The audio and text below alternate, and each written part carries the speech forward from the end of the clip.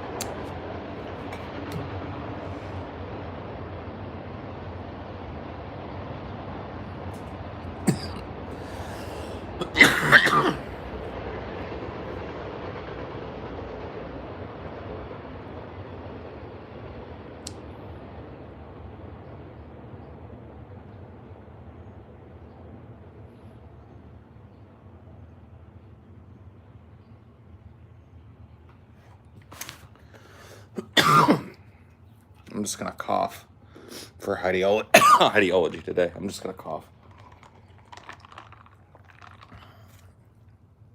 For every question, I will take a bong rip and cough my answer. Maybe nod my head while I'm coughing. Yes. No. Maybe.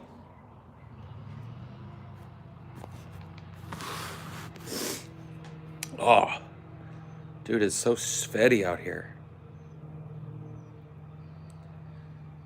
Ugh, look at me.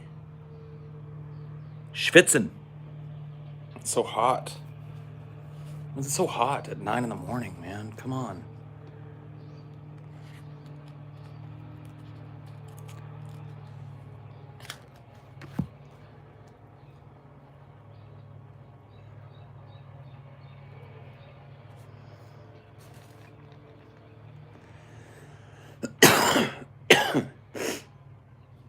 Whoa.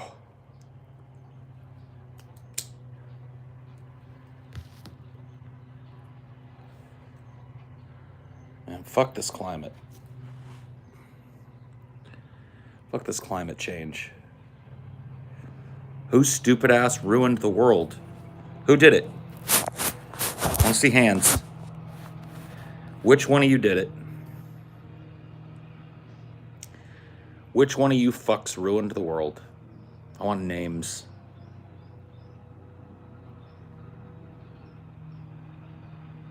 I want names. You'll take the fall for that one? You piece of shit. You bastard.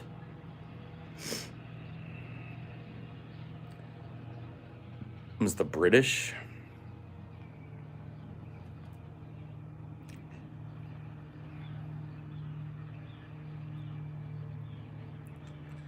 Some guy named TJ. Nah, dude, nah.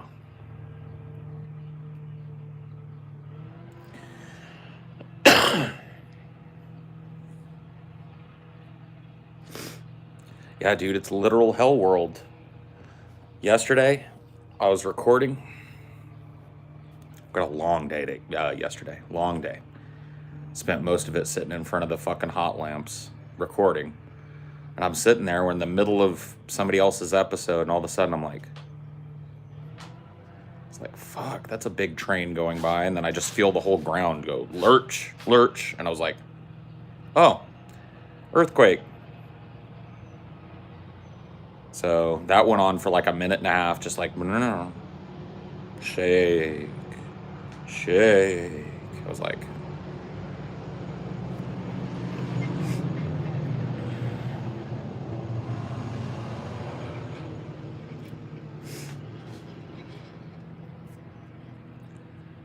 huh? How that wasn't it wasn't a train, it was a fucking earthquake. How often do trains pass by? I don't know what the schedule is, bro. Pretty often. It's a pretty well-traveled stretch of track here.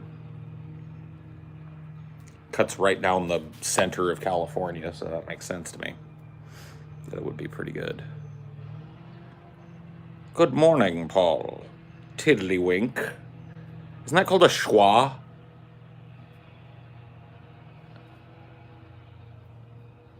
What's the name of that? Little wiggly squiggly. Isn't that a schwa?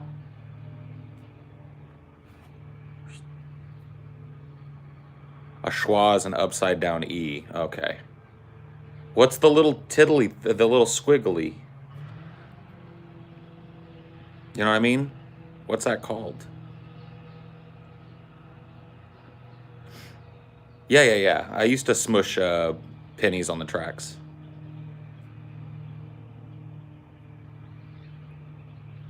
A tilde? Oh, yeah. Tilde. Or tilde.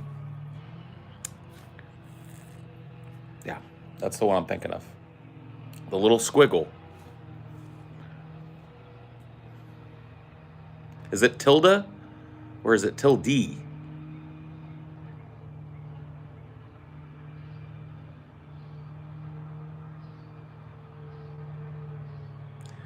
What are the two dots? That's an umlaut. I know that one. An umlaut is the two dots. Am I wrong? I'm right? Please say I'm right, that the two dots is an umlaut. Pretty sure it's an umlaut.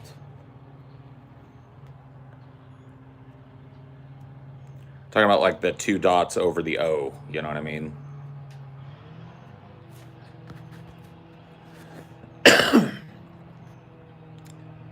Tilde is a scribal abbreviation used to represent two. What in Latin, Spanish, and represent two what? Two ends. Okay, weird. Did not know that.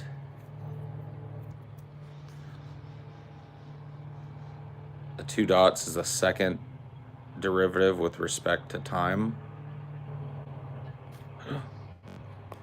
Holy fuck, look at all the weird shit.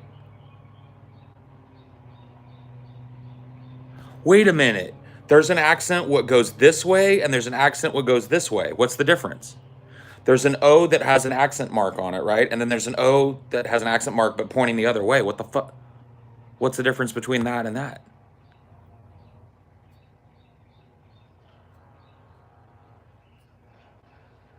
Ayu and grave? Grave and ayu? Or agu? Aju? Ooh versus ooh. Holy shit, what is that? What is that? What's that one? What's that one do?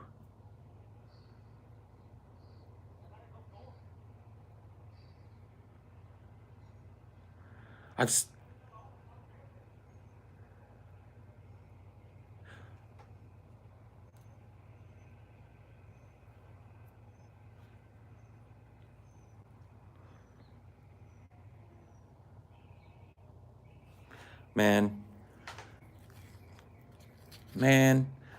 why didn't they ever teach me that shit in school? Can I ask you guys how my ass went through 12 whole grades of public school and they never taught me none of that shit? I didn't know there were two accent marks that go two different ways to denote different pronunciations and shit. I didn't know that shit. To be honest, I don't even know what an umlaut does. How are you supposed to pronounce an O with an umlaut?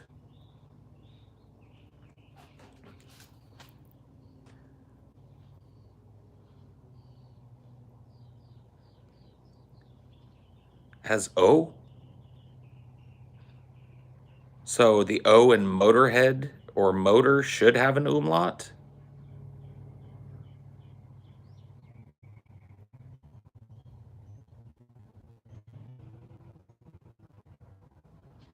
But it doesn't. In America, we don't put one because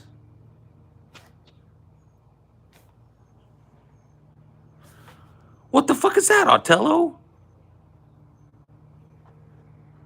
An A with a circle on the top of it?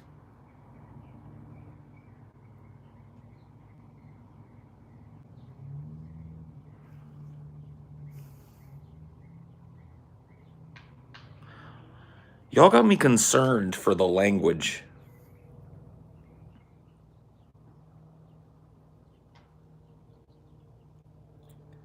Yeah. Well, you'll see cafe as cafe, but that isn't right, right? Oh, the accent mark over an E makes it an A? Ah,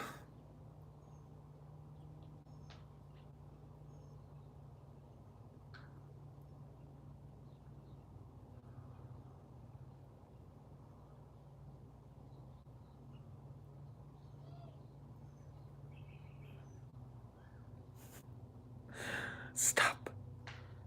Stop using words that I don't know. Stop using What is that? The fuck is that? Okay, all the rest of these are kind of cute, but that one Otello just posted, what the fuck is that thing? What's that?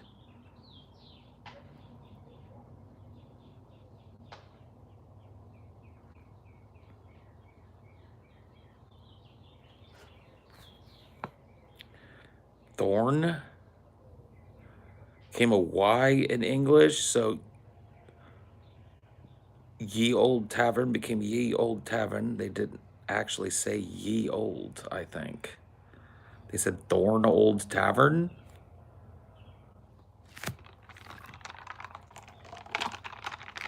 Oh, fuck it. You know what, go? What? Huh? Is that a question mark with an exclamation mark in it? All right.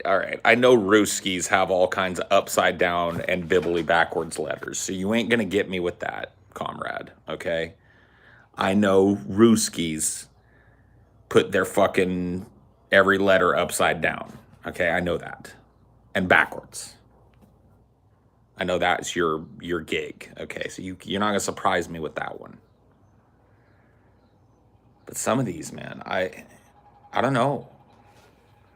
I was never taught. I was never like in 12 years of public school, I was never taught.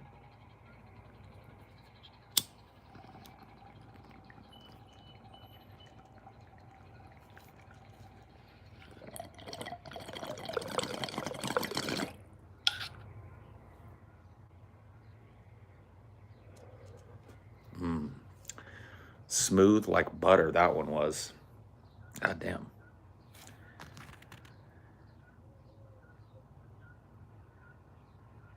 I haven't caught you live in a while. I'm just gonna say your tirade against basement dwellers had me dying of laughter, bro. I'm glad somebody enjoyed it, because I'm telling you, dude, I spent 2 days arguing with these people. That was dumb of me. It was real stupid. But maybe like one or two of them heard me say that shit and was like, yeah, maybe it'll lead to them like moving out of mama's or some shit. I don't know, but oof. I have a hard time. There are things in this world that are self-evident, and I have a hard time realizing that some people don't understand the self-evidence of certain things. You know what I mean? Like that's that's on me as a communicator. To me, like the benefits and positivity in your life of moving out of your mama's house, that's like self-evident to me. So it shocks me, literally shocks me, that there are people that would go, well, why is that good for me? Why is that good for my mom? Why is that good for society? Why is that good for leftism? Why is that good for labor? And it's just like,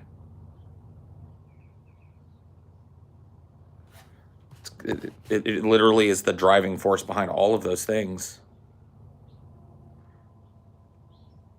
So, you know, I have a really hard time with people that were raised sheltered from common sense.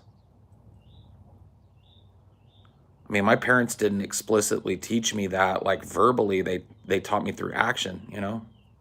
They kicked me out of the fucking house. And not for no reason. They gave me a pretty sweet deal after 18, you know what I mean? As long as I'm going to school, I could stay with them. And if I wasn't going to school, I could stay with them as long as I was working and eventually looking to find my own place. So that was a pretty good deal.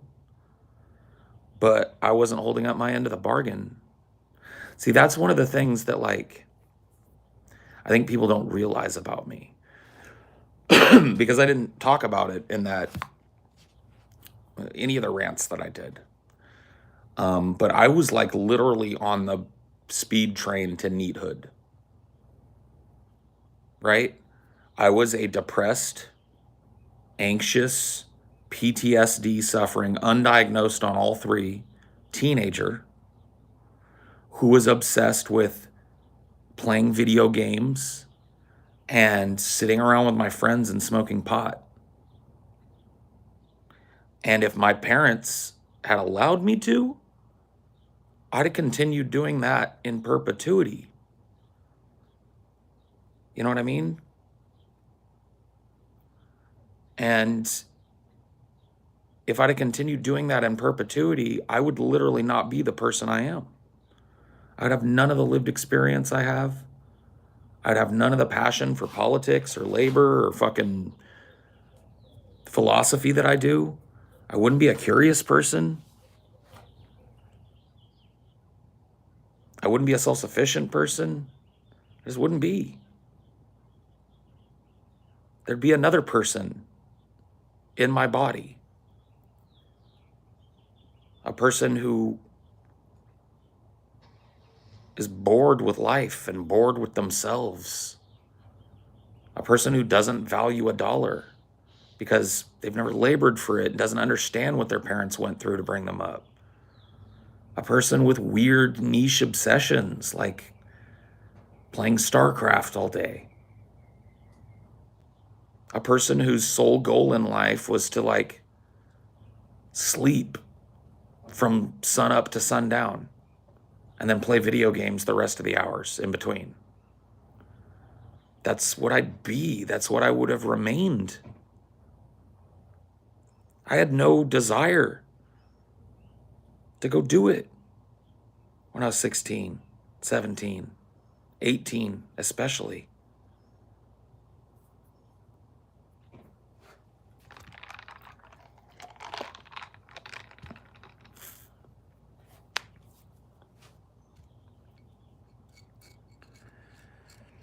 And I just, I know that about myself, and I see so many people actually taking that bargain, going down that path rather than moving out due to permissive parenting or just excuse making or whatever it is. I see people being stunted in their lives.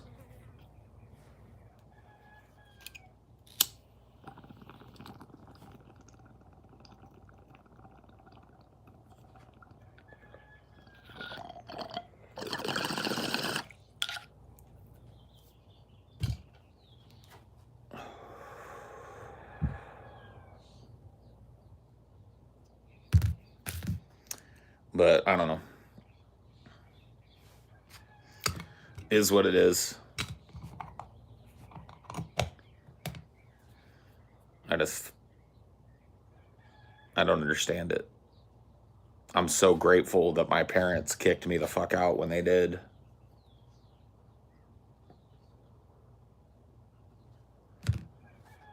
%100% grateful that my parents kicked me out when they did. Fly.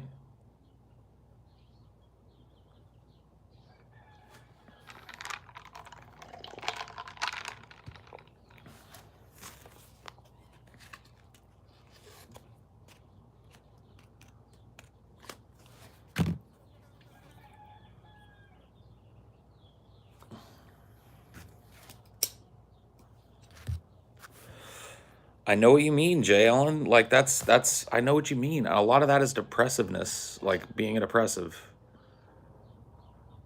That whole idea that you're not alive, you just exist. And if you've never felt it, it's hard to explain what that means, because it sounds like an oxymoron, but it really isn't. If you're a depressive, you know exactly what I mean.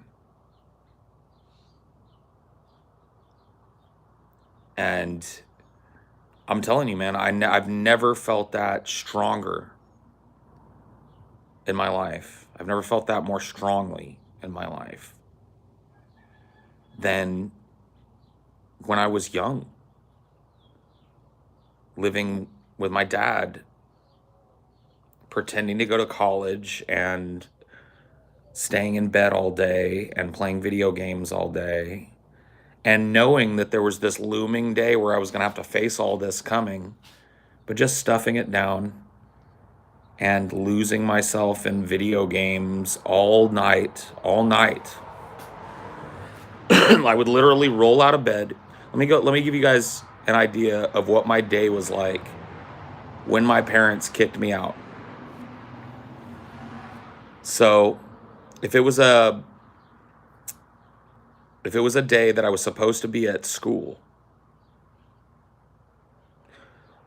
this is so fucking ridiculous.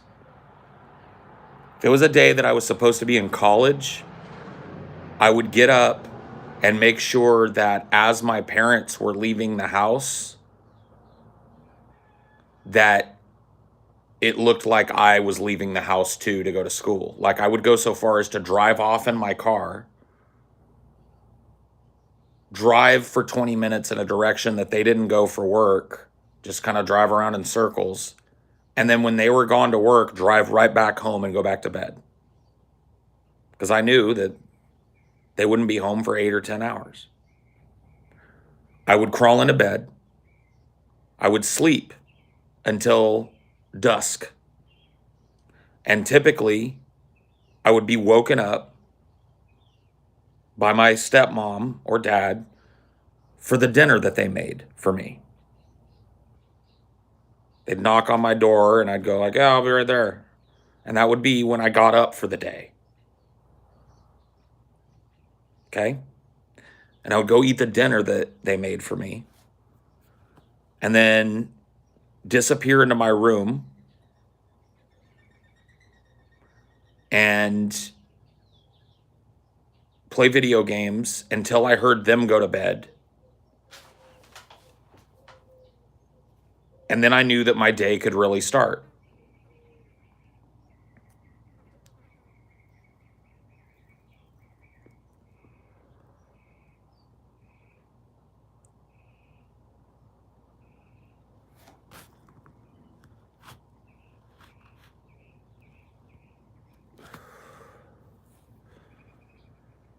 I would play video games all night,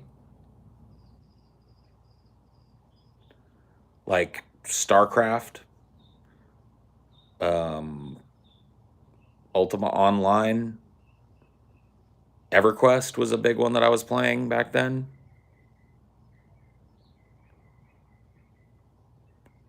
And I would just all day, like literally like it was a job.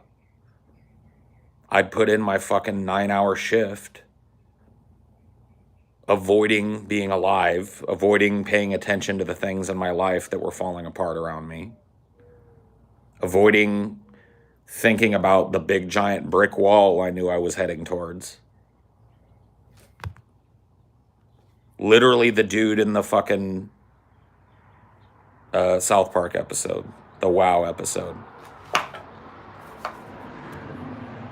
Literally that meme. Okay?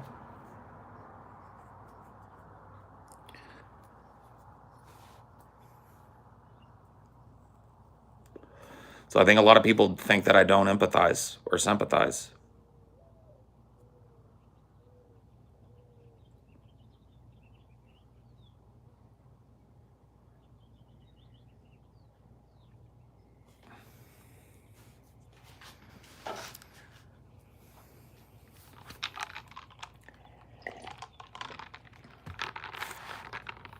What? He can kill our admins. Ma'am, bathroom.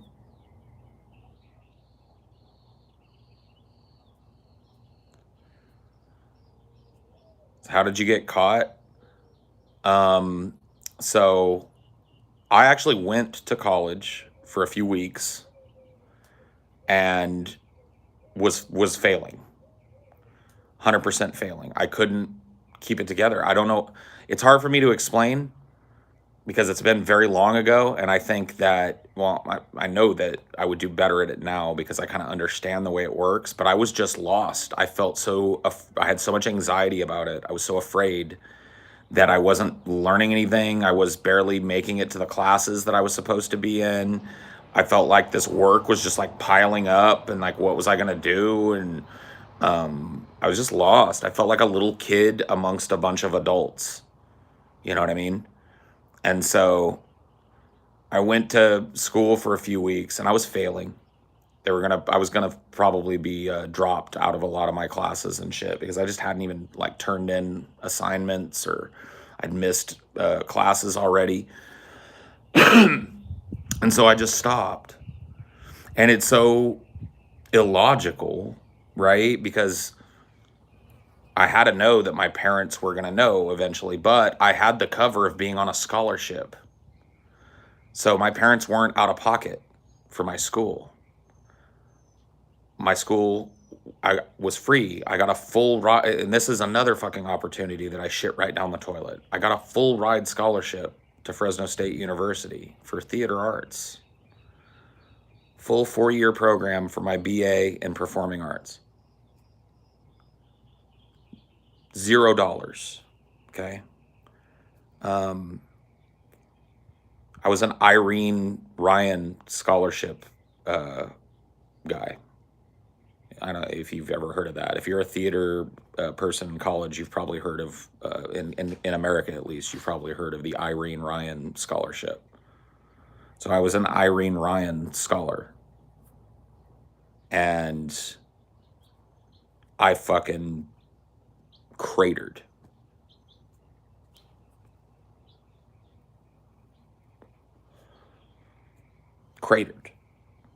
Couldn't do it. Was lost. Like, once again, it's been a very long time ago, but the thing I can remember feeling most like is like I am a child and I'm supposed to be doing this adult shit, and I don't even know how to get from here to there. I don't know how to interpret my schedule, which is different every day. I don't know how to fucking balance when I'm supposed to go home and when I'm supposed to be here and when I'm supposed to fucking wait and when you know what I mean? I just felt overwhelmed by the whole fucking thing. Now, that's not an excuse. I could have reached out and gotten help, but I'm just letting you know, like, what the operative mental process.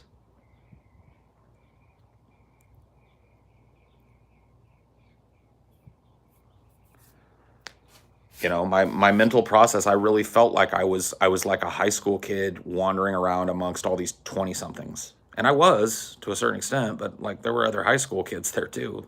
High school age kids.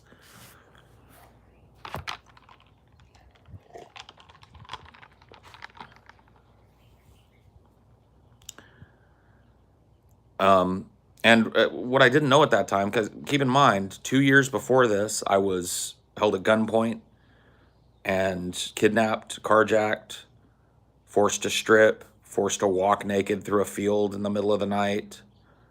So I had horrible PTSD. Not to blame it on my PTSD, but these are the additional things that I was dealing with at that time. Undiagnosed PTSD, undiagnosed depressive disorder, undiagnosed anxiety disorder. So once again, this is the reason I'm going into this is because I empathize with NEETs. I remember that I lived a little portion of my life as a NEET. And there were all kinds of reasons for it, you know? And it wasn't just like one reason. It was laziness, and it was incompetence, and it was unwillingness, and it was also horrible untreated depression and horrible untreated anxiety and horrible untreated PTSD, all of those things, right?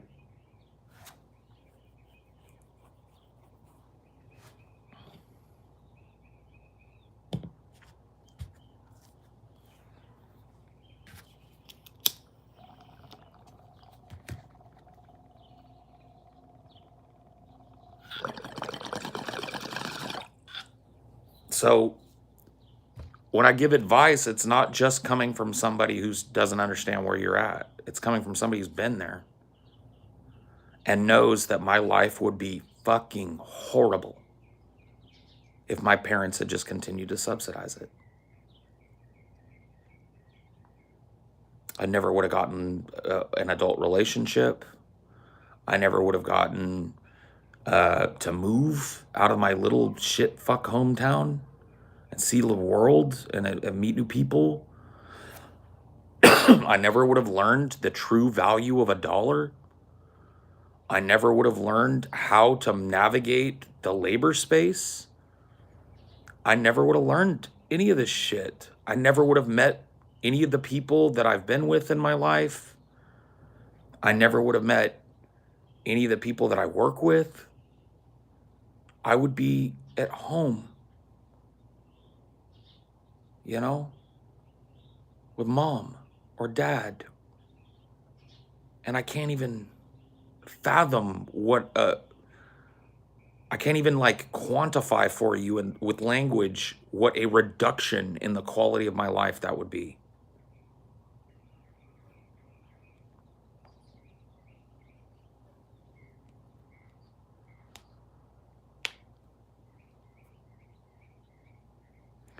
I mean, you dunked on NEETs. Where was that empathy then? Or was that just pure saltiness? I'm trying to understand where this is all coming from. Huh?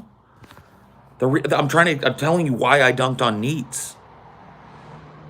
And I'm trying to counter one of the arguments that I've gotten here and otherwise that, like, I don't understand because I just, like, I did it this very specific way. No, dude.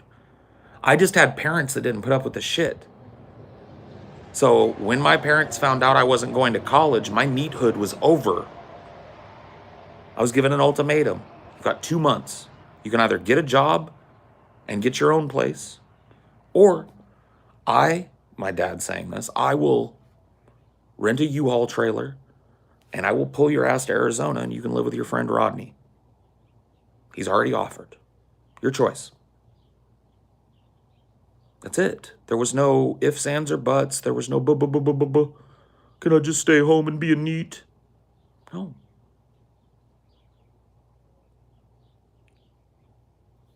That's it. Here's your choice. I'll drive your ass to Arizona real quick.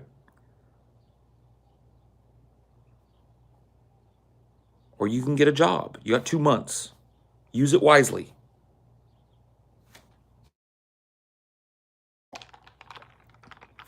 I wouldn't say helped me move out so much as drove me from fucking one place to the next. I had a car. I could have driven myself. He drove me to Phoenix. A NEET is not an education, employment, or training.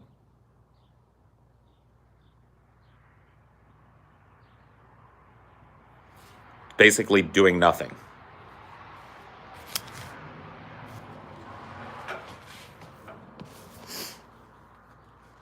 How did you get your car to Phoenix if he drove you? He towed it behind the U-Haul. Or wait, no. He towed it behind his car. So his truck. And we loaded the bed of his truck with all, like, my boxes, like the 5 or 6 boxes of shit that I had, my clothes, my computer desk, and that was it. And then he towed my little, at that point, it was a Dodge Daytona on a U-Haul trailer. So he dropped me off down there. I unloaded my shit. He dropped my car and went on home.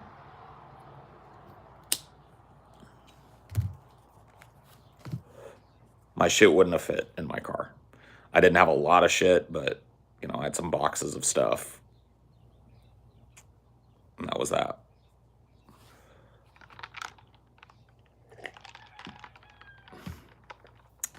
You think NEETs and hikikomori are becoming an issue in the U.S.? I don't even have to think it. There's if you look at the age in which people move out, starting in like the 70s and then coming forward to now, the age is just climbing like this. So I don't even have to think it. Yeah, I had a 1990 Dodge Daytona. Yeah. Mean looking car, but a total piece of shit.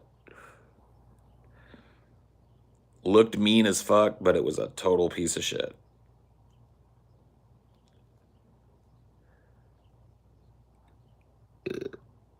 Side chain Blaine, bro. He's back. He's in the building. What's up, man?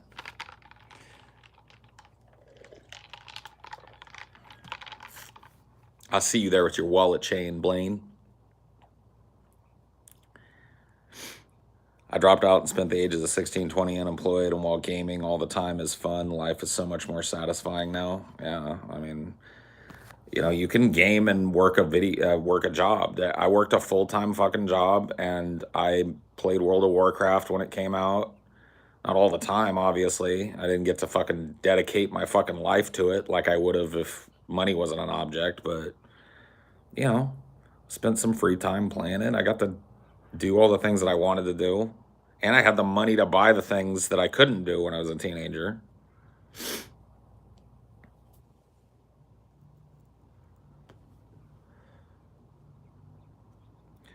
Some of that is cultural, multi-generational households. That's fine, dude. If you're from a foreign culture and that's what your parents want you to do and that's what you want to do, then I'm not talking to you. I'm literally speaking to a subset of people that is growing in this country. Of people just like living with their parents and not entering education and not entering any kind of field and doing nothing later and later and later in their life.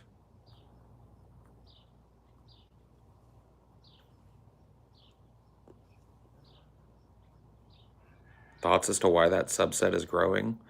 Helicopter parenting. You ever heard of it?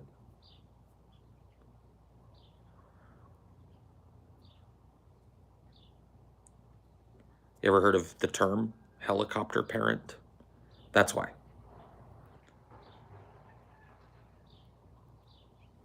That's why. Your child is never allowed to learn a lesson because you are there to prevent them from making every mistake. That's the cause, in my opinion.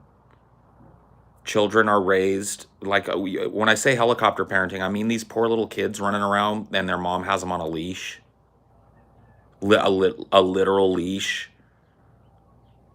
Little homie is like big enough to walk and talk and climb things and shit, and his mom's walking him on a leash. Yeah, that's what I'm talking about. And there's a lot of that shit.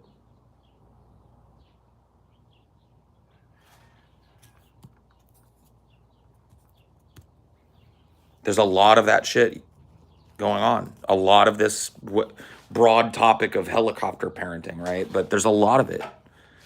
Mom making excuses for you. Mom getting you out of trouble every time. Mom bailing you out every time. Mom never letting you make a mistake and never providing any consequences of note to you. Here's something this type of under this broad umbrella of bad parenting that will happen. Threats, right? That are never made good on. Let me tell you something.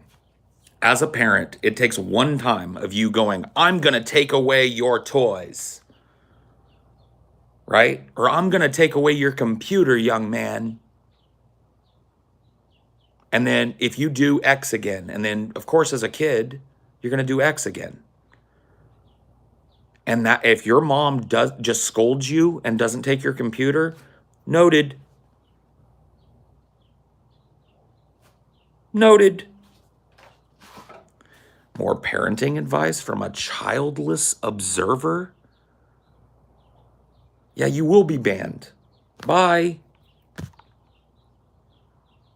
I'm not giving parenting advice.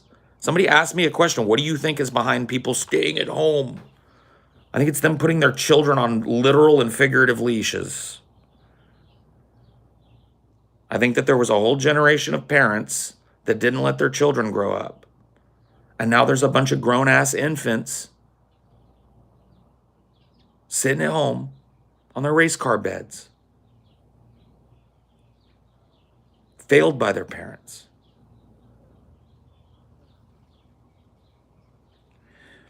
See, I don't even think you should have been spanked, Ingrid. Spanking is not necessary. I'm not talking about how great the 90s were. I'm talking about how I was raised. Like, who are these people? Just ban these dumb fucks. Calling all wrenches. Oh, by the way, there's another fucking rule broken. Quit adding people.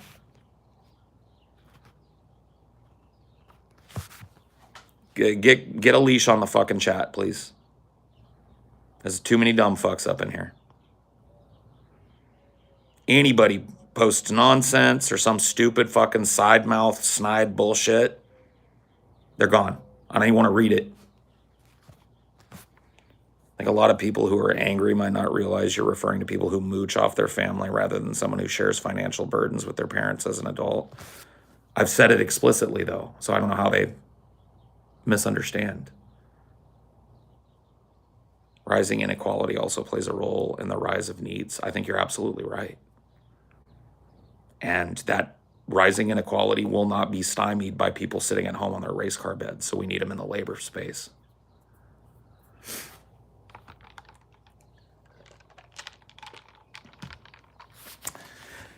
What do you think about modern generations not being able to let go of their childhood? This is a broad topic that I'm very interested in, but I don't know a whole fucking fuck ton about. Here are my observations about it. I did not know a single human being that I went to school with. And I went to a really big high school, a dual campus high school. Okay? My graduating class, I think, had 3,000 kids in it. Big ass fucking high school. Okay? I didn't know one person that I went to high school with. I don't have one friend, one acquaintance.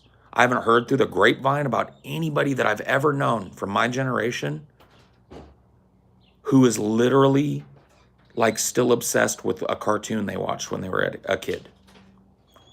And now I'm not saying it's necessarily bad. I don't really care if you're a whole ass grown adult and you're watching Pokemon or whatever, but I don't know a single person, not one, from my generation who grew up and is like literally still obsessed about the shit that they watched when they were a kid, into their 20s, into their 30s, into their 40s. It just doesn't exist.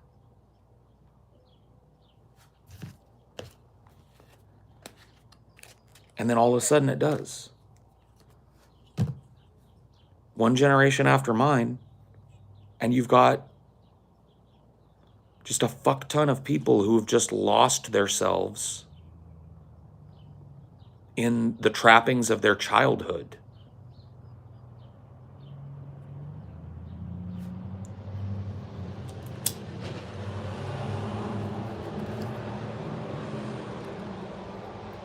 You know, the Bible is a big old thick fat book of bullshit, but there are some good parables in there.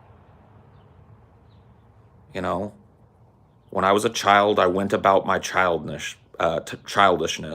When I became a man, I put away those childish things. Right?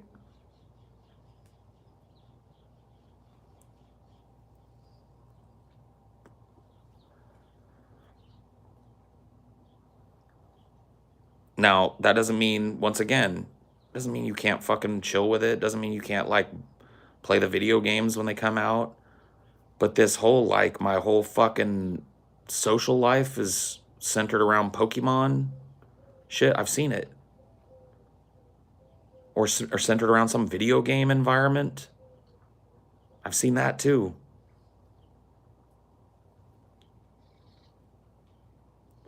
So do I, dude.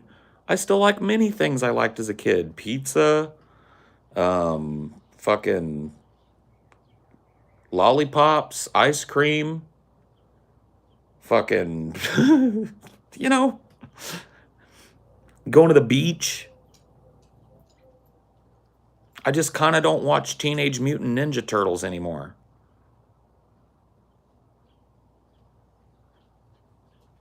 You know? I haven't seen an episode of the GoBots since I was 8. You feel me? Was every bit as obsessed as you were when you were 8 with Pokemon. But for some reason, here I am, a grown-ass man, and I haven't even thought about GoBots in fucking 10 years. It's like...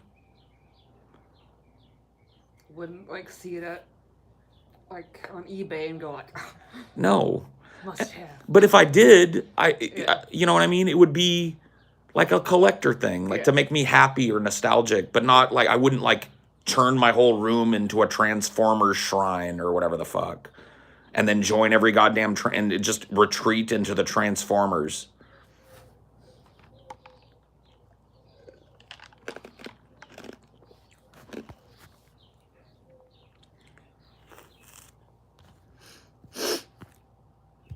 Sister's in her 30s and can't hold a job for more than 2 months because our mother still bails her out, wondering when she can't bail her out anymore, then she'll be a ward of the state. She'll be on welfare, and if she's lucky, if she can get it, and she'll be, you know, just and with the constant excuses too. People that are always bailed out every second of every day. Every time they fuck up, never learn. And it all goes back to that shit that I was talking about earlier, the helicopter parenting. People with their fucking toddlers on leashes, literal leashes. People that fucking like go to the fucking prom with their kids. You know, that's a thing that happens now. Parents like chaperone their children to the fucking prom. My mind was blown. Dude, when I was working in the fucking school district and shit, I remember I had to help set up AV for a prom.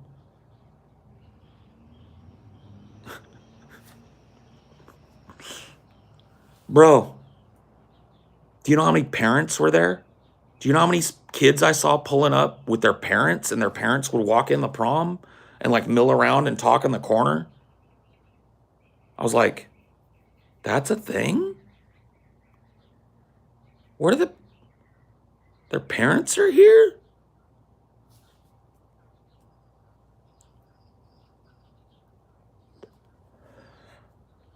When I was a kid, let me explain like the cost of this, right? When I was a kid on Halloween, my parents used to dress me in an absurd costume, and then as soon as the sun started going down, literally turned me loose on the neighborhood, starting at about age 8. And my curfew was like, I don't know, be home by like fucking 10, 11, midnight, something, you know. Don't stay out all night. Go have fun, kid. Get a lot of candy. Now, take a look at what Halloween is. Literal packs of parents with fucking mag lights shining it down on your fucking doorway and shit as their little fucking princess and prince walk up the door or walk up the thing. Literally being chaperoned around by your parents on Halloween. Do you know what the excuse is? Crime, and I don't want somebody touching my kids and abducting my kids. Do you know what crimes have gone down since the 80s? Those very crimes. Do you know that 99% of the kids that are diddled by somebody that they know or that their family knows and trusts? Not some fucking neighbor who gives them a fucking Hershey bar and sends them on their way. So it's helicopter parenting. Helicopter parenting. Where's their flashlights on Roblox? Yeah, seriously, shine that flashlight on the internet. Because that's where your kids are getting preyed on. These people are fucking stupid.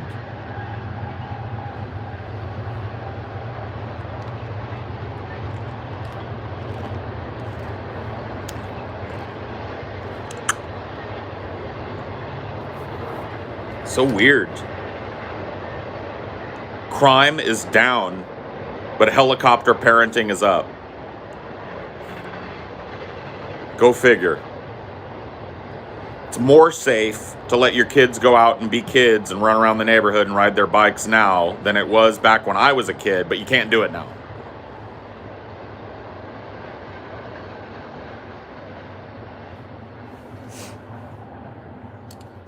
And that plays a role in all this shit. 100% the media has a role in doing that shit. It's the same issue with people being uncomfortable with trans bathrooms. It's like my kids are in there with those predators, right? Well, it's just this constant fear, but, you know, Sad Keanu fucking touched on it. 100%, dude. It's the media, literally, if it bleeds, it leads. This is known. That the media overstates murder statistics, overcovers goriness and death to an extent that's fucking absurd. And so you got a whole generation or two now of people who have lived in this big, bad, scary paradigm where everyone's looking to snatch your kid, and everyone's got a bomb, and everyone's a terrorist, and everyone's got some malintent, everyone's a drug lord, everyone's trying to feed your kid heroin, you know what I mean? And it's stunted a whole generation of people. That and just having that much misdirected fear means that people are just completely ignoring things they should legitimately fear. Yep. There's only so much capacity someone has for fear. Yep. Marilyn Manson was definitely right about the media pushing a campaign of keep them afraid and they will consume. Yeah, he talked about this is in that documentary Bowling for Columbine. What's his name? Why am I brain farting his name? What's the fat guy's name? It's Monday morning. Michael Moore. Michael Moore interviews Marilyn Manson, who was at the center of a lot of the backlash after Columbine, right?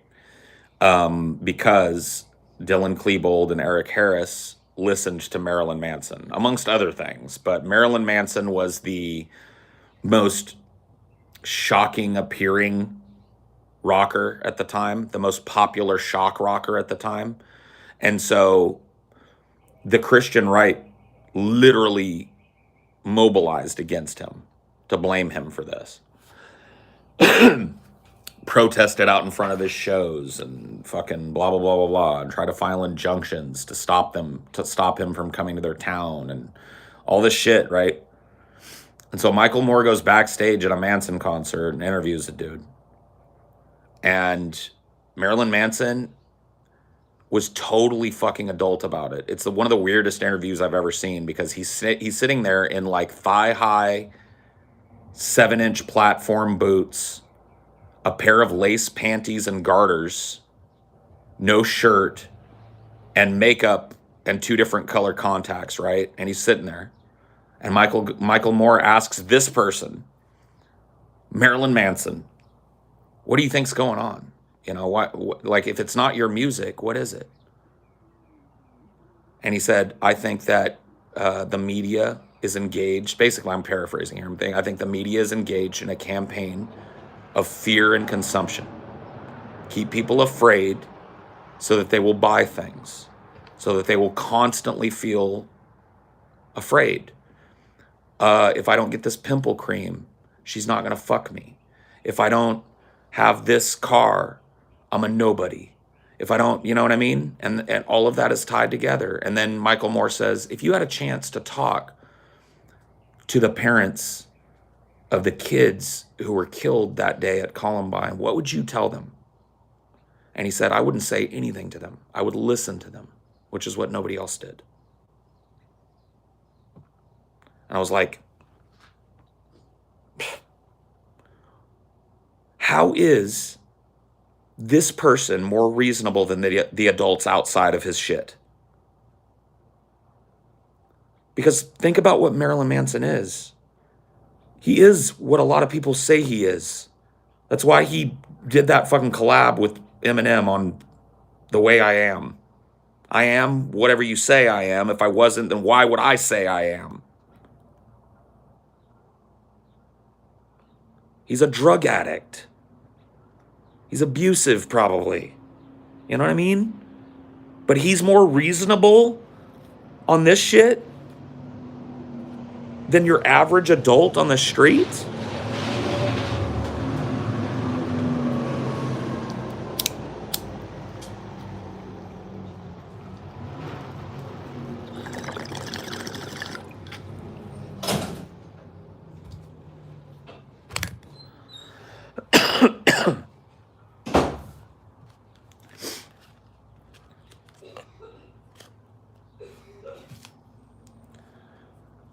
Yeah.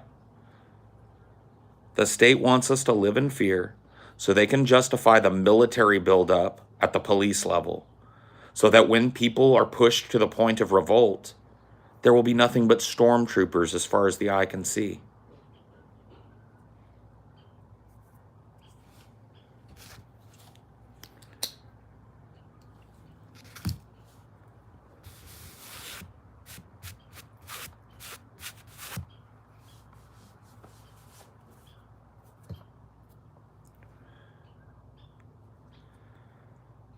And it's happening every day. Every day, local fucking county sheriff offices who oversee like 600 residents are buying tanks. Literal armored personnel carrier vehicles that you can fire machine guns out of. It's not a joke. And this is permissible because people are so scared.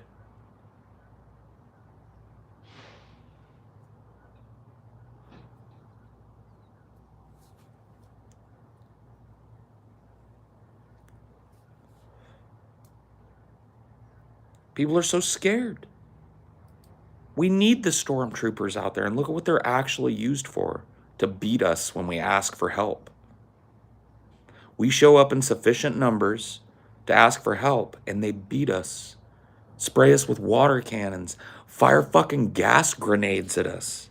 Can you believe that shit? Our own police show up and fire weapons at us for asking for help? Are you fucking kidding?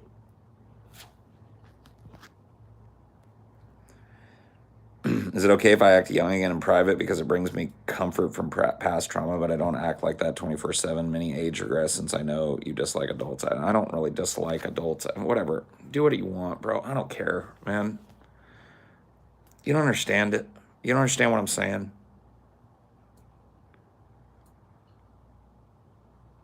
You don't get what I'm saying. You don't get that I'm not talking about whatever you do. Like, whatever you do in your free time is up to you, bro. I just think it might be a problem. I think having mental, anguish to the point where you feel you have to regress in order to deal with it is probably something you ought to get help for.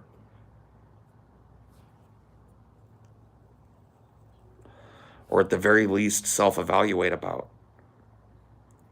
Because it means you got a lot of pain in your life. Yeah? Good. Stay there.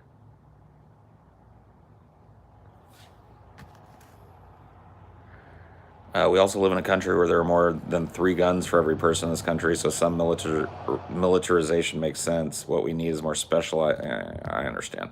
I've heard the argument before. It's just not going to happen. I love the idea of completely dismantling the police force and reinstituting it as a group of specialists, right? So you've got a police force where if a call comes in for a mental health crisis, you don't send a bunch of fucking leatherneck goons with machine guns to deal with it, okay? You send trained mental health professionals that are trained in de-escalating people who are in mental health crisis. Okay? That's what you do. If there's somebody in a bank and they're holding 10 people hostage in the bank and demanding money or whatever the fuck, then you send the specialists. You send the people who, if push comes to shove, they can bust in there and kill this motherfucker and save the people that are in there. Yeah? Seems like a position where I think most people would agree we probably should have cops to deal with it.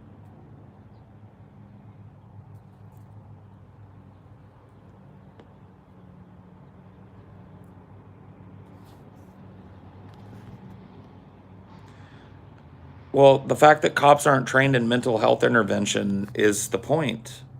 Train them in it. I understand defund the police is all about this. Most fucking, like, unfortunately named movement with a good idea ever, by the way. Like, fucking reform the police. Why not? Literally reform the police. Take this fucking blunt hammer and make it some surgical tools.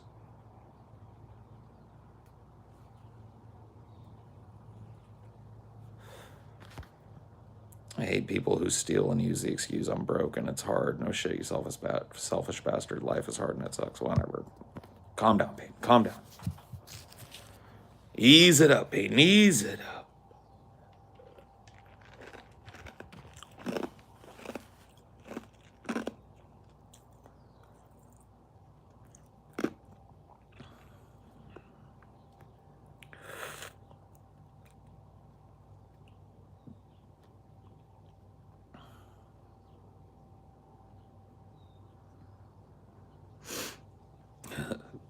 Peyton with the smoke, dude.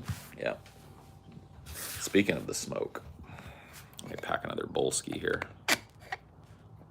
Because this one, she is a dusted.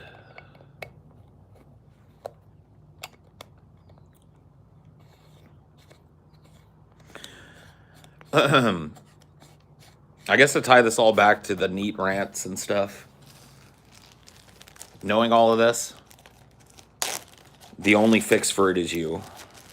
And I guess that was what I was trying to inspire in maybe a few people. Nobody's going to intervene and undo this fucking shit for you. It's up to you to do it.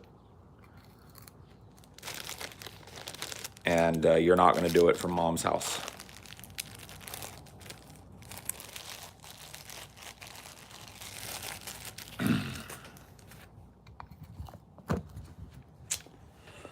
How you move my world, you precious thing. You're starved and near exhaustion. Everything I've done for you. I move the stars for no one. You've run so long, you've run so far.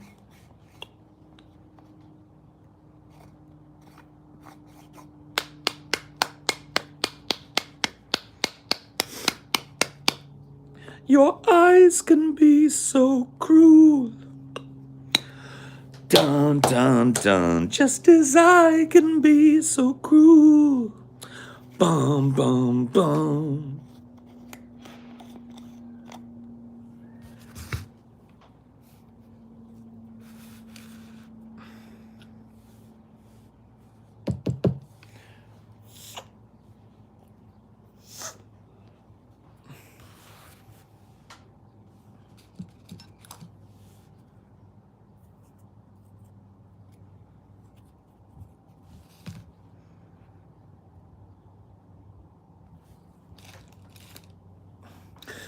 What do I want to be done when I die? When I die, grind my body up into just a putrid slush and throw it at a billionaire.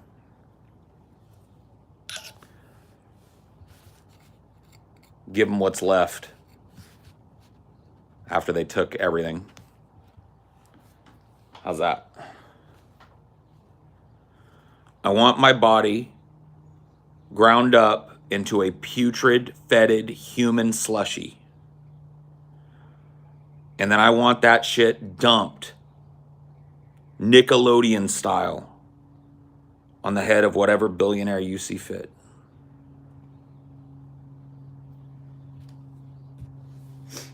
They want to own it, let them bathe in it at the end.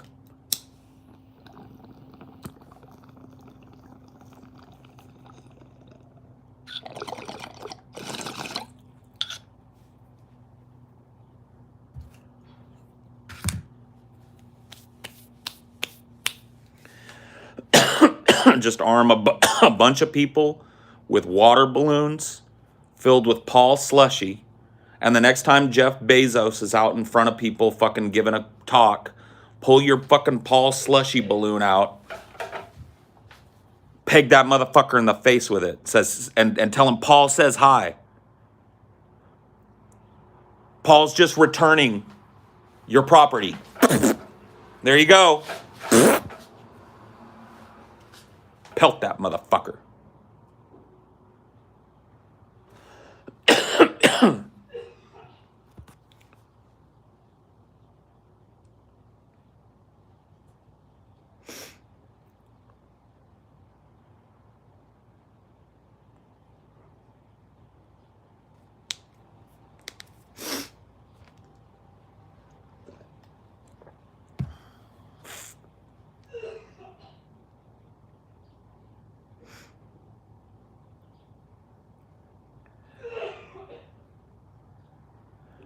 Jesus. You okay? Yeah. Jesus Christ, honey. Sorry. Need to go to the doctor or something? Oh, I'm fine, baby. All right.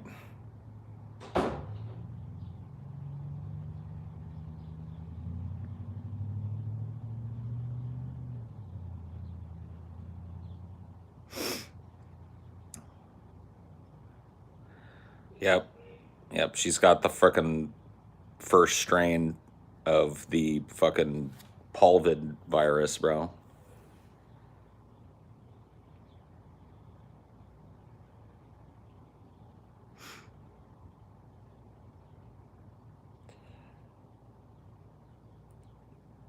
Think it's the bird skull doing it, dude? This is a totem from a witch that she left here to poison us.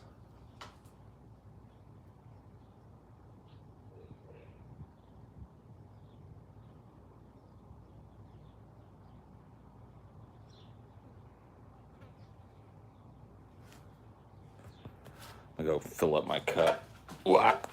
Be right back.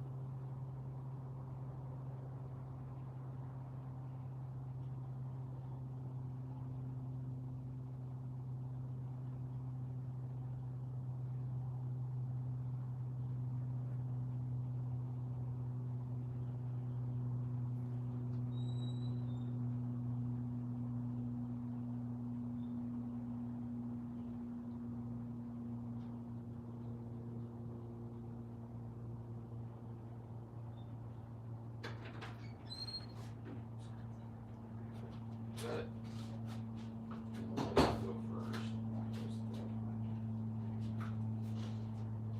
There you go.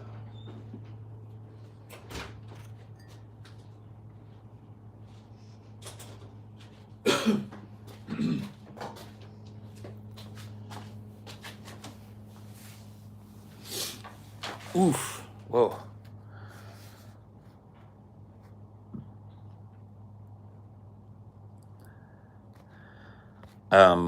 I don't know who you are, August, but I'm not going to talk to you about exes and private shit that is literally 110% none of your business for money.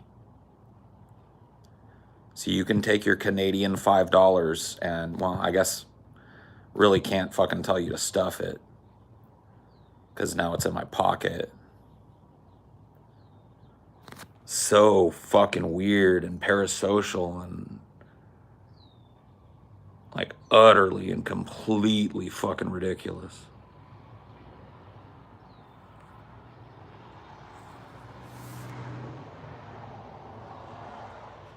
Don't unhide him. Hide it.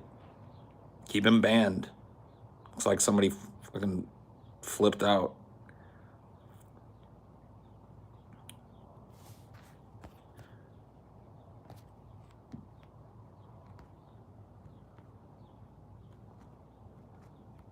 Here, I'll take care of it. All right, he's hidden. We're fine. Yeah, let me invade your privacy in the most fucking weird, inappropriate fucking way for $5. What a fucking nut. The super chat doesn't protect you from being a dumbass. No. And I hope that you don't walk up to me at a fucking meetup or some shit and think that that flies there, because I will bitch slap you in the face. No joke. Call the cops if you want.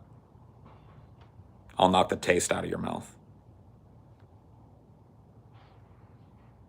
You don't discuss my personal life. You don't discuss the fucking personal life of my fucking exes, my family, my friends, or anything. You walk up to me, and I'll knock the taste out your mouth. Here, I'll just pocket your money and ban your fucking ass. Just like this dumb fuck.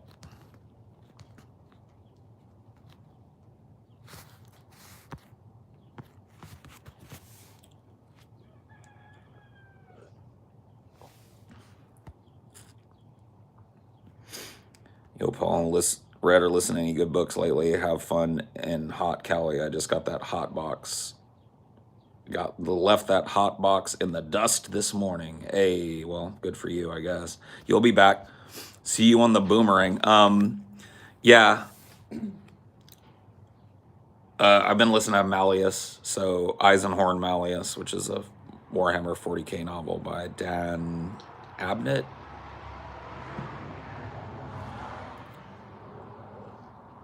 It's the second in a trilogy, and then he wrote several other books in kind of the same universe with some of the same characters. So I'm gonna try and read all those because I'm really into them.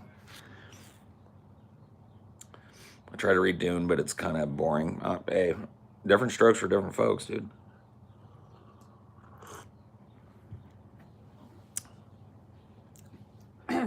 I certainly wouldn't recommend some of the books I read to everyone because they're fucking dense and complicated.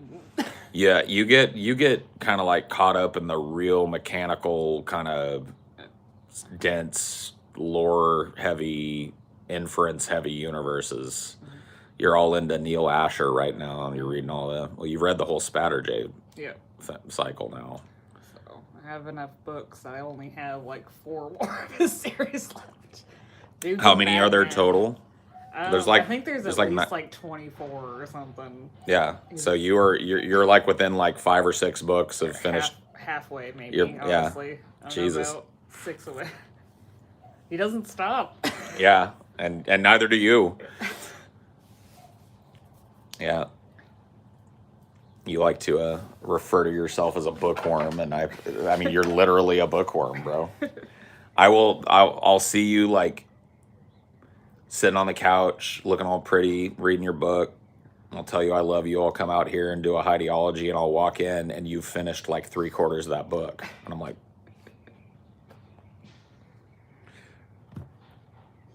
you speed read? I guess a little bit, not like crazy, but I do read a little bit faster. You ever tested like how fast?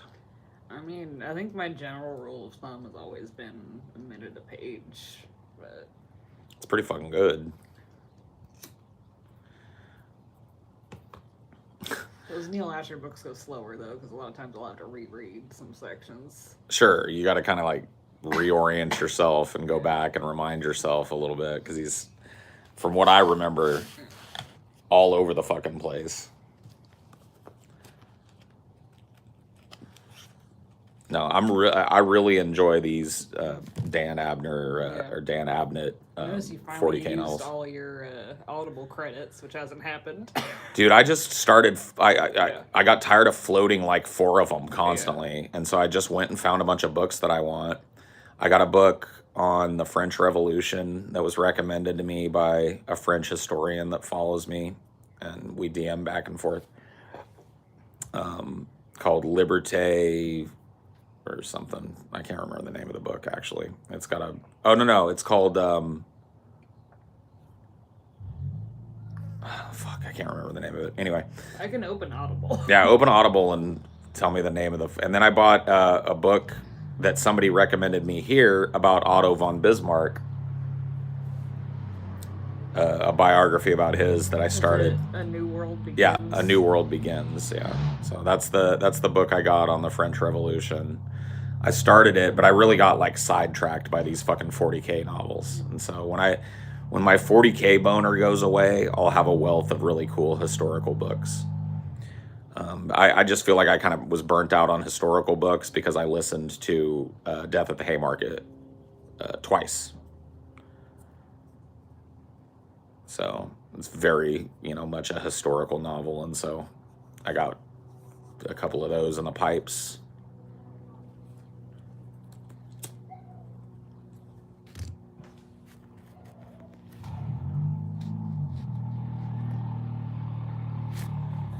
I just said I'm reading Eisenhorn Malleus right now.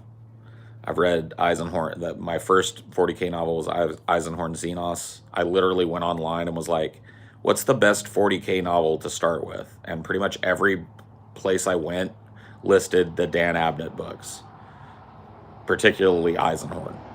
So I was like, okay, I'll get the first one of those. And I was like immediately sucked into it. I love the writing style. I love the kind of like inner dialogue of the protagonist, the narrative voice being the main character, not a detached narrator. There's no like Eisenhorn moved for his pistol. It was like, I grabbed for my pistol, rolled out of the way of the demon's chain. It grazed my cheek, leaving a deep gash that I bear to this day.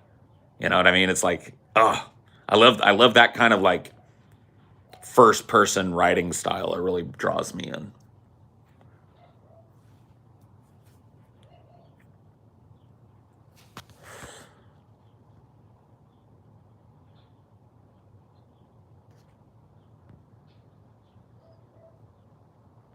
I have played Vermintide, yeah.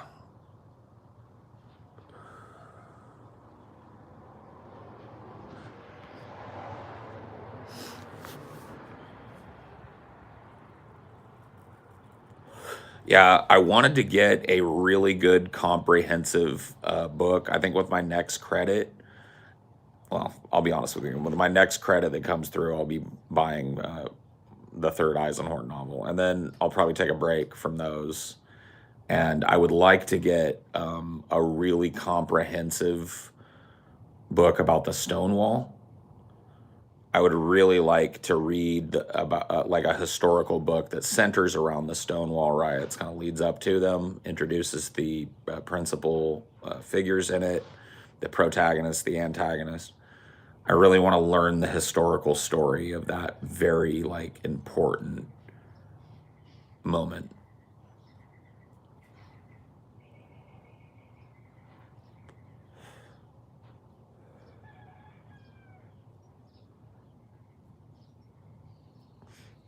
Dude, chat is triggly puffed today, bro. It's just one person coming back with alts. Oh yeah. Somebody like is giving us their free time. Just imagine like 5 to 10 minutes of free time getting a new fucking email address every time. Well, I mean, granted with YouTube, it's... I guess you can create multiple channels, but I don't know why YouTube doesn't ban every channel that you fucking own when you ban a person. Yeah, like if it's all connected to one email, it doesn't make any sense. It doesn't make any sense at all, but yeah. Just imagine like a couple of minutes of that person's time disappearing every time they jump in here. Time that they could have spent like jerking off, making money, doing like literally anything.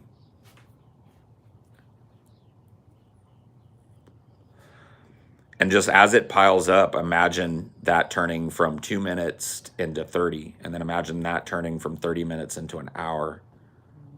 Literally dedicated to making alts to come back to spam the N-word one letter at a time. There it is.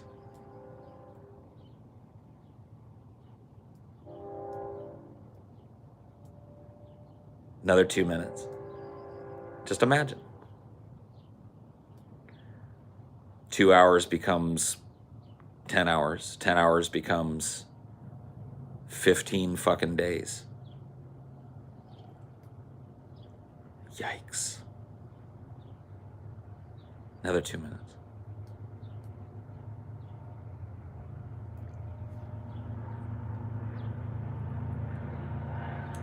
Another 2 minutes. Another 2 minutes.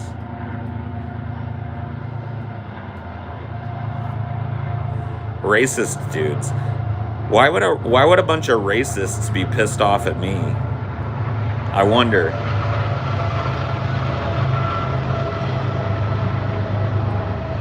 Dude, it's beyond pathetic.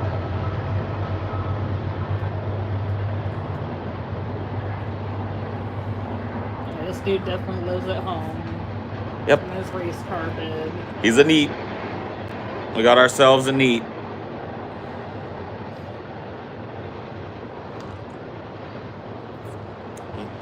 See, I know this has been something that we haven't dealt with for a while, but you guys got to remember back in the fucking Tinderbox days, this was every fucking stream. Every stream.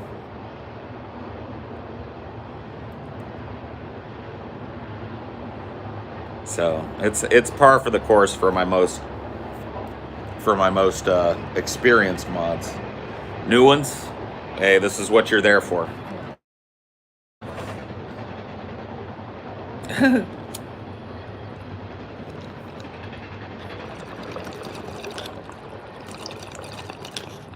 Those profile pics don't work.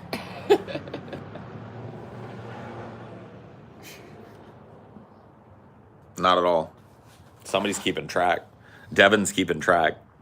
13 times 2. What's that at? 26. Yeah, it's almost half an hour. Half an hour of your life clock, bro. Imagine.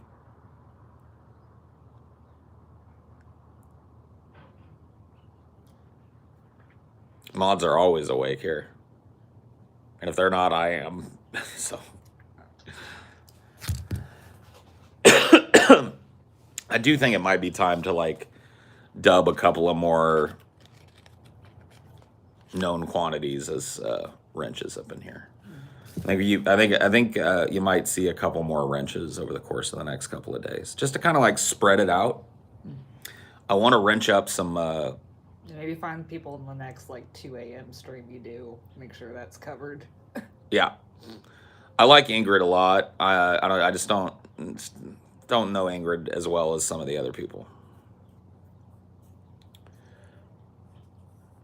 I've got some people on my mind. Sometimes it's too many mods and we unban people. The struggle is real. You know what you guys could do is one of you could just say in the chat, like, I will handle this. I'm on it. Like, if one of you has the time to just be on it, just be like, look, I'm on it. And that means that not all mods are trying to fucking, you know, hunt for the same bone. So that's Amelia. She's on it. So you guys don't got to worry about it. She'll hit it first. That way you're not like banning, unbanning, banning, unbanning. Hey, Paul, you ever read or played the Witcher series at all? Also, I loved your crazy hypothetical episodes. Who should watch a video on the July tragedy that led to World War I? It's hair pulling how the world began. Yeah, I actually just filmed a second Paul's crazy hypotheticals video, or Paul's historical what ifs, as I'm calling it, because I ripped off TJ's idea and I had to rename it. So yeah, I just filmed another one yesterday, and it was a lot of fun. We had a really good time discussing it. Really interesting one. So I plan to keep doing these little kind of like episodic ones until I really run out of juice with them. Like, I really want to do another weird weapons of war. I think there's plenty more meat on that bone. Just the ways that human beings have come up to kill one another, and creatively so, is endless almost. Trans Trailblazers is another one that I think there's still some meat on that bone. I don't know if it's out yet, but I just filmed this week Trans Trailblazers 2. Oh, there's at least a month backlog. It's going to take a while. It'll be a while. But that's how it's designed, so that it's not coming out constantly back to back, right? So you can do these multiple series without it being... I also love the Clits of Steel series. I'll do another one of those. Trying to think of what are the other kind of like multi-part series that I've kind of started doing. Is that all of them? That's pretty much all of them. Extinct Animals is one. Yeah, that's true. Extinct flora and megafauna and all that shit. I think there's still some meat on that bone. We've kind of covered every biome now, but not every creature. We could do like a mixed bag. Yeah. We do like a battle for land, sea, and air, and you know, see, yeah, that'd be cool. So there's a lot of meat left on that bone, obviously. Me and Amelia sat down the last time I had a couple days off in a row, and we did that. Me and the big, we did a brainstorm list that we got a ton of episode ideas on there. You know, if it's any secret, let it be no secret now. Amelia is my research assistant, I guess you would say. She helps with my research. She doesn't do all of it, but she does a really good chunk of it. And she's learned really, really well how to pull episodes to my taste. And it helps so much having her input on it too.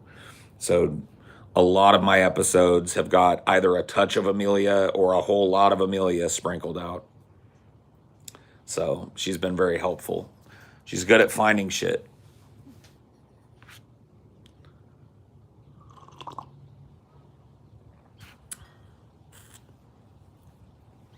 Well, thank you, sweetie. It's very sweet of you to say.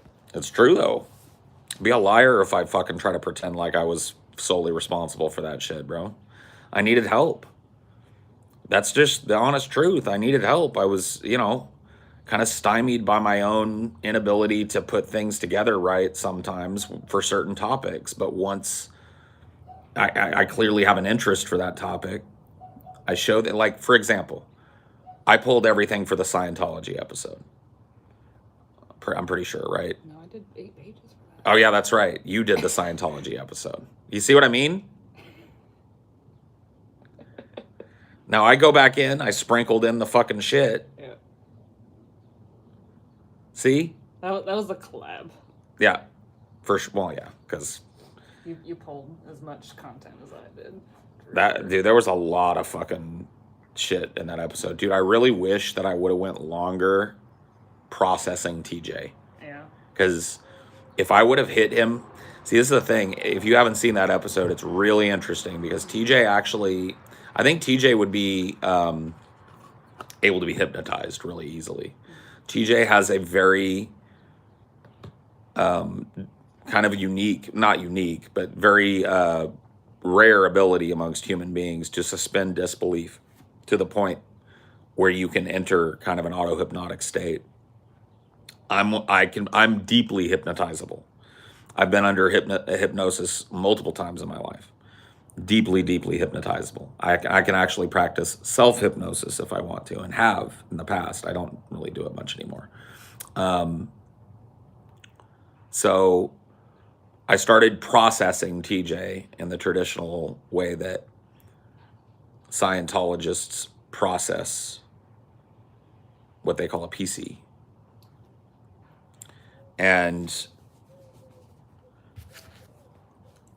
if I would have stuck with it longer, I could have gotten TJ what's called a win in Scientology and really demonstrated how Scientology gets people. But I felt unethical about continuing to go down that route with something that was psychologically important to TJ. Something that goes out to the right fan base. Yeah. But had I stuck with it for 2 or 3 more rounds, like if I would have spent 30 minutes, 45 minutes with TJ running that one engram, as they would call it, I could have gotten him a major what they call a major stable win. That means a relief that he cannot justify in any other way. That's what they mean by stable. It came from the process. Through the process, I got a huge sense of relief. And I could have taken him down that road, but I think it's so fucking unethical. Outside of the context of like a real psychotherapist. And it's not, that is not what I'm doing though. Yeah. Psychotherapists don't use auto-hypnosis. Yeah.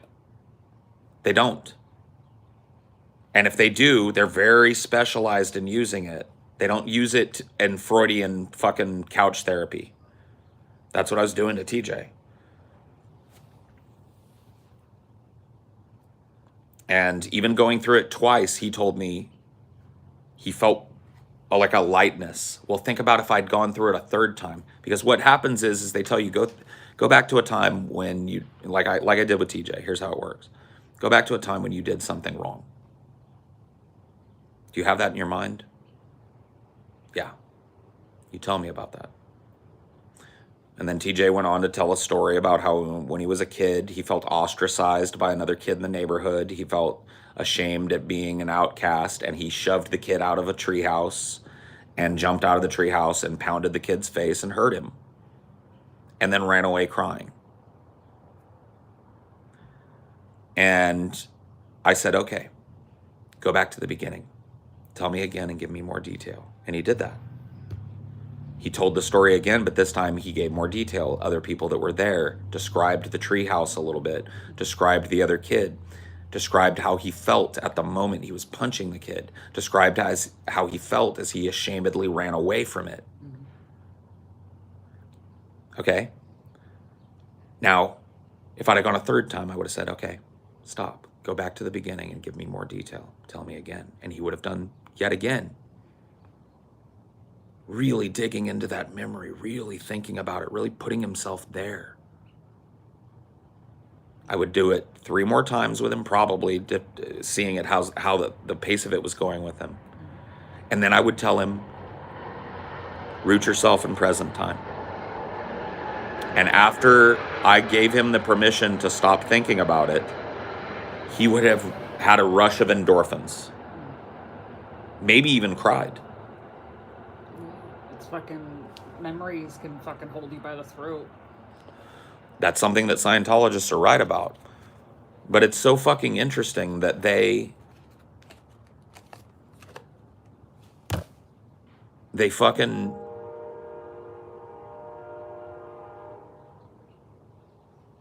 they use psychotherapy and then preach against psychotherapy.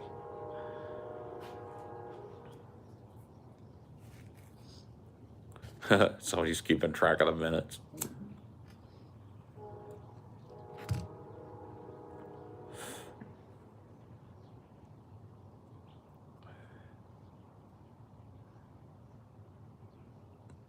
Have you ever seen the Infiltrating Scientology series on YouTube? They managed to secretly record a lot. I've wanted to watch it, but I just haven't sat down and done it. I've heard of it, though. I'll check it out. As a Scientology buff, I feel like I probably should take a look at it, because it's pretty interesting. to me like what the church looks like today. A lot of explosive coverage about the church and the inner workings of how the church worked in like 2008, 2009, widely available, but the church has gone real quiet since then.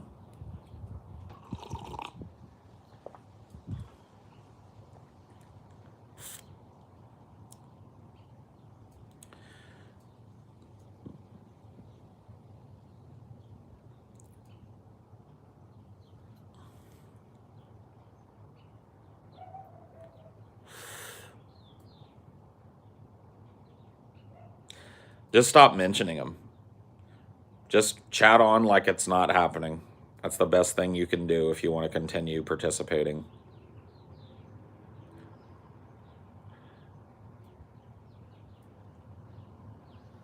So stop the mentions. The worst thing that can happen to a troll is to just be banned and not be commented on. So go for it, bro. But somebody do and keep on. I want the minute tracking to continue. Regular updates on the minutes are fine, but any other mention, I don't want to hear it.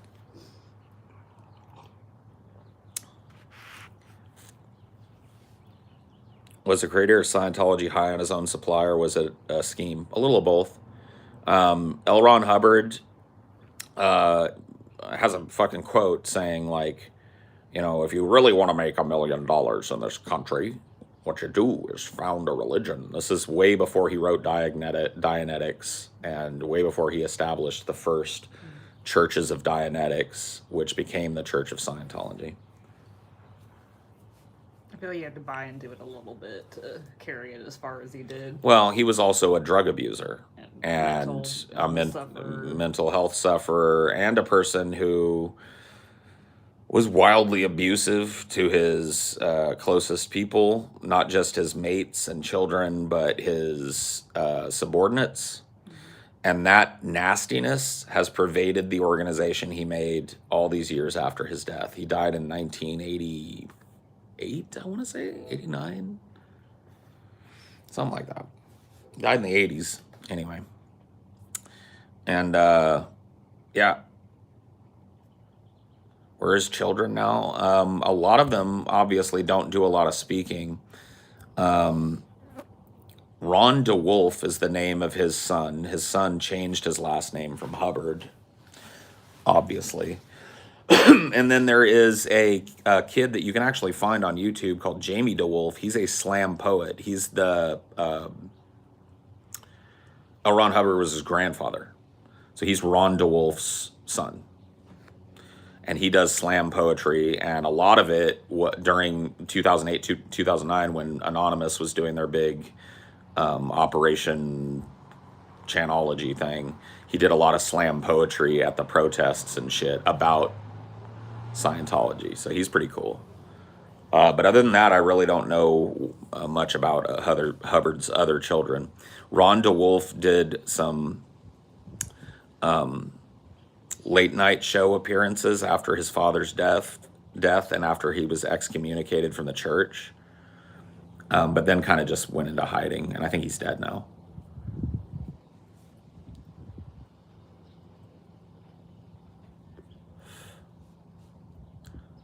Is his wife alive? No. None of Hubbard's ex-wives are alive. He died divorced.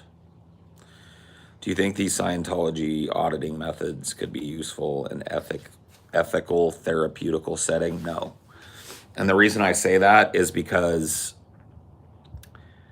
part of the methodology of Scientology is programming. There's a point beyond relief.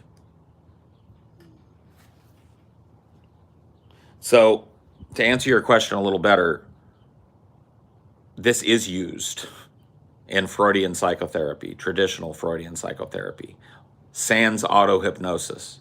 The idea that you come back to a traumatic event over and over again, and you find how it has left echoes and ripples throughout your life. That's Freudian 101, right?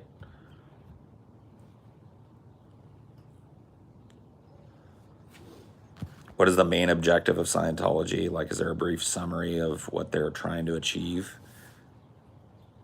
money. That's the briefest summary. Now, they would tell you they're trying to make the incapable capable and make the capable more capable.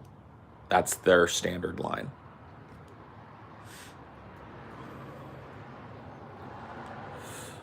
So you go with whichever version you think is the truth.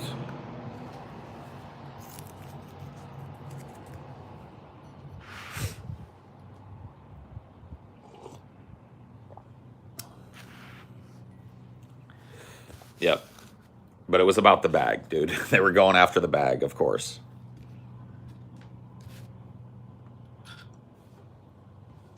And they did not fumble the bag. They got tax exempt status. That's literally grabbing the biggest bag of all. Because a loss is no longer a loss, bro. It's just because you pay nothing.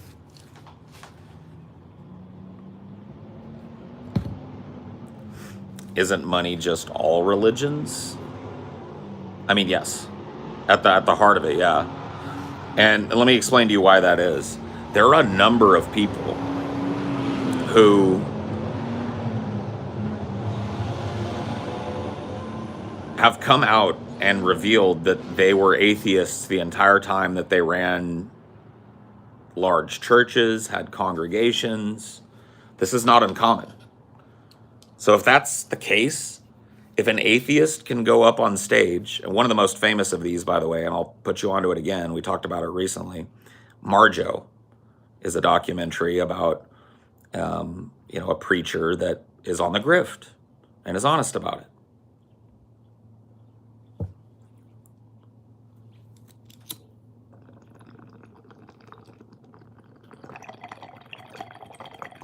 Is Scientology growing?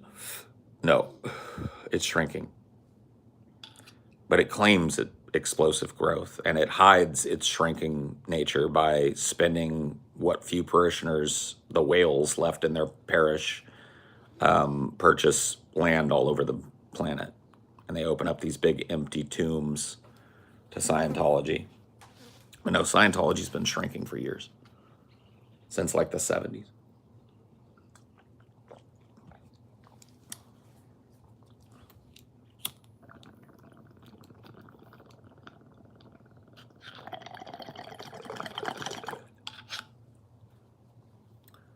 A little champ.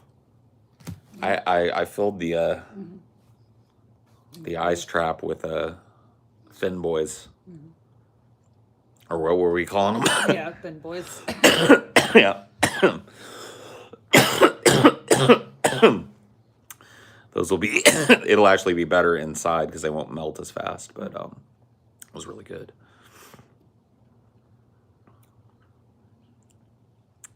Femboys? No. Thin boys. What do they call it? Scientology? Do they claim they are pro-science or something? All right. Well, I'll try and explain it the way that Hubbard explained it because he's the one that named it. So Scientology comes from the root word skio, which means to know.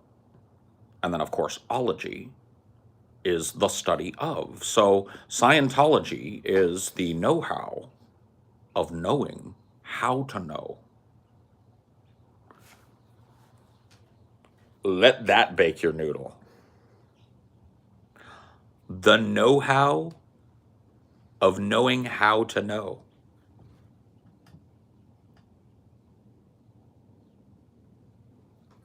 That's what Scientology means.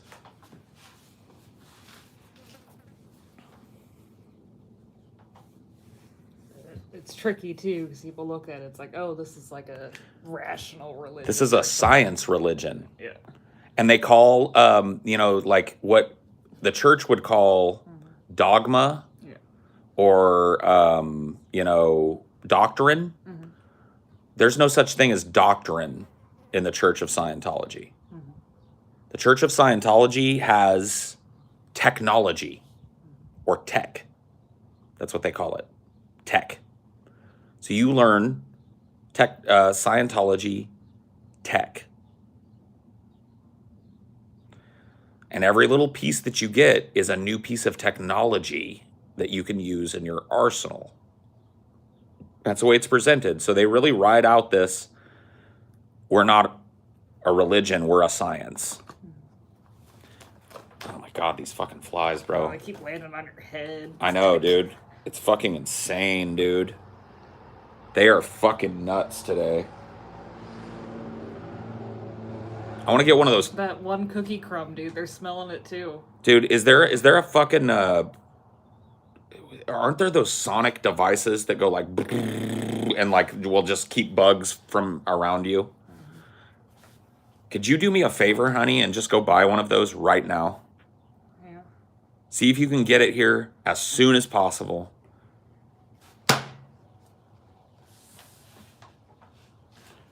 I want one of those fucking things that you plug in and it makes it literally impossible for these fucking annoying, buzzing cunts to come through my fucking life.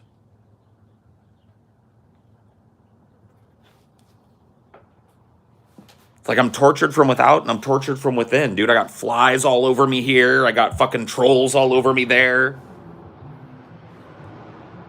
Just annoying little fucking piss ants everywhere. And yet here I am, still making bank. Shh, don't tell them that though. I'm on the verge of quitting. See an indoor one. You want that too? No, I want the outdoor one. And maybe throw in the cart one of them zaps too. Mm-hmm. You know what I'm talking about? Yeah. Them blue zap motherfuckers where bugs at night that would normally be fucking with me will be drawn to that shit. And during the day too. It happens all goddamn day. If there's one of those sitting on this table, all these flies be dead. Yeah, maybe a mosquito bat. I don't know, a salt gun. No, we don't need all that. We'll try that.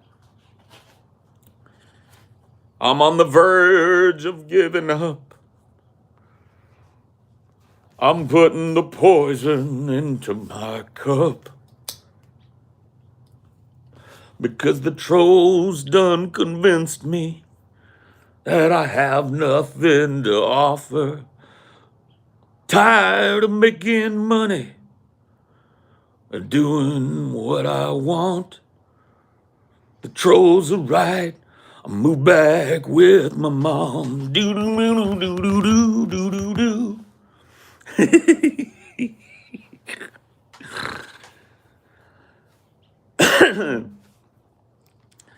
There should be a filter so people can't say the same thing.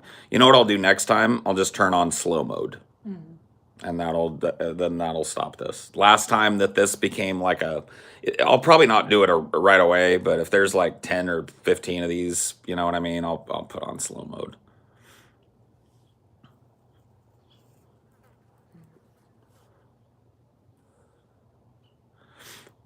I think I'm going to go back and watch this and report some of these fucking email addresses. I don't know if they'll do anything. They do. Yeah. Like if one email address gets multiple fucking reports of harassment and shit, they'll eventually fucking nuke it, and then at least Homeboy will have to go get another email address. Like maybe I'll give them a little bit of my free time later. Yeah, chat can report too. So if you guys, want to help out. Chat bans should be, I don't even need them tied to IP, just tie them to account. Mm-hmm. That would steal like... So you can't just keep pressing the plus button endlessly. Because on YouTube, you can just go and hit the plus button and make a new channel and name it whatever you want. And you're there in fucking like 3 seconds. And then hit the plus button and name it whatever you want. And you're there in 3 seconds. You know what I mean? Hit the plus button, name it whatever you want. Blah, blah, blah. Bounce, bounce, bounce, bounce, bounce. But what can happen is a bunch of people fucking report the account that's doing it, and then Homeboy has to go get another fucking email address. You know, that's really the only way to steal their time.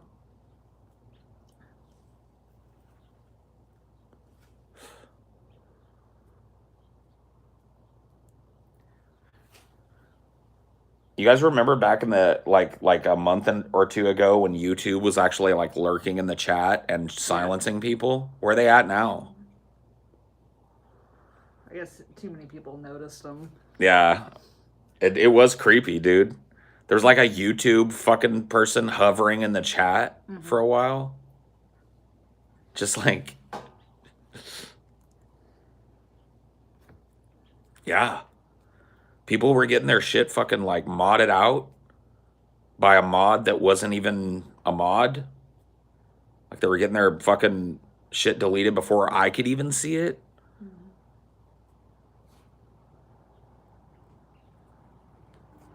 Pretty unreal. Yeah, mods were having it happen to them. Like people that I had modded were having their comments removed. They kind of buzzed off after you told them off, believe it or not. I know. I had like a fucking meltdown at them, and I told them I don't need their help. Please fucking go away. AI testing, maybe? Probably. That's probably what it was. It probably wasn't even a person. It was just them like running a fucking AI algorithm for live chats to see if they could fucking catch problematic shit. And people noticed it too hard because it was too fucking, obviously too sensitive. It'll be back again.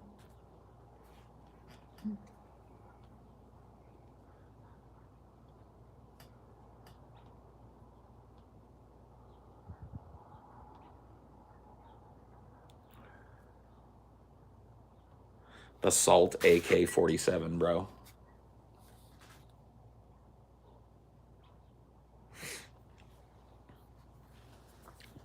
Rat-a-tat-tat.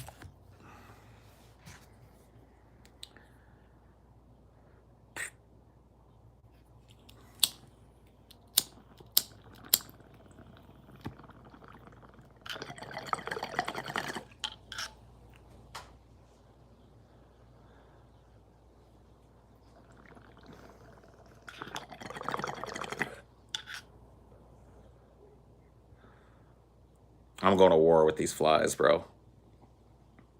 I'm going to kill them by the dozens. I'm going to create a bubble around myself that they will dare not fucking tread. I got an electric bug zapper and then a mosquito repeller outdoor device. None of those sonic things work outdoors, really. Well, we'll give it a shot. So, hopefully the mosquito thing also scares away flies too. But No, zapper, flies will be all over that zapper thing. Yeah. So we just put it like in the corner or something. We'll put it right here. Yeah. The nearer it is to us, the more chance that they go fucking like, what's that? What's that? What's that? It'll be fun. I'll be able to turn on turn the camera around when I'm not feeling like being on camera and just let people watch the bugs fucking suicide into it. I used to do that back at the fucking tinderbox. The real ones remember. Those were some pessimistic ass streams, dude. I would go out in the middle of the night in the dark and I would just put my camera on the bug zapper and we would watch bugs fly into it all night, and I would talk about how everything was meaningless.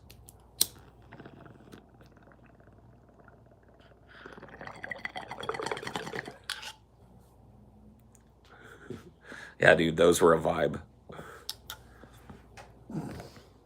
It's the liquid. I think you got. Is that a? No, it's just a chunk of weed. I thought it was too. I looked. I was like, dude, if there's a fly in my bong, we're done. No, it's just a chunk of weed. Okay. Just a little piece of hash that fell down the stem. It happens. But it probably is the liquid. They're probably just dying of thirst out here, and they're like, oh my God, they've got a cup of water.